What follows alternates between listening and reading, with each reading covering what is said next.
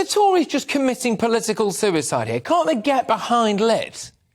I think they struggle to get behind Liz because the agenda on which she was elected by party members only about 6 weeks ago has now been junked in its entirety due to the catastrophe that was the mini-budget and then the loss, the resignation/sacking, depending on whether you ask the Prime Minister or the Chancellor, of Kwasi Kwarteng.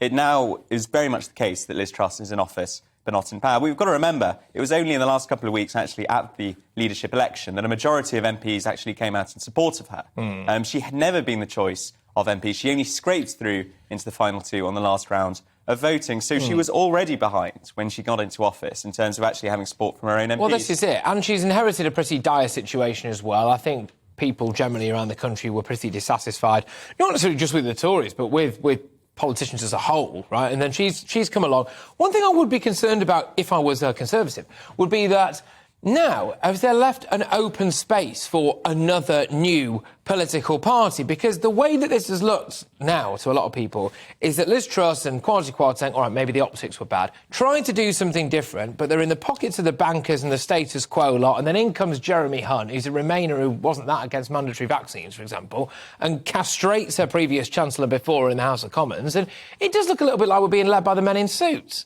Well, I think you could very much say that after a 6-week experiment with trying to defy Treasury orthodoxy is very much back in vogue. But I think when you're talking about whether it would be possible for the Conservatives to be supplanted by another sort of start-up centre-right party, I mean, obviously, as somebody who works for a Conservative home, I have some sort of interest in the Conservative brand continuing. But I think that really depends on the outcome of the next general election. I mean, people would have traditionally thought a bad result would have been like 1997, the Tories losing more than half their seats, not just losing power, but losing power for a generation. I think a really bad result now, if some of the polling we're seeing at the moment is correct, would be like the 1993 election in Canada, where essentially the Conservative Party there went from being in power to losing 20% of the votes and having only 2 seats and being wiped out as a political force. And it, again, took a whole generation before another centre-right party could actually return to government in Canada. And I think at the moment, any Conservative MP who is bothered to look at foreign elections would be really worried about that sort of scenario developing. But is the Conservative Party that conservative at the moment? I can't really see them caring too much about immigration or illegal immigration, certainly not visibly anyway.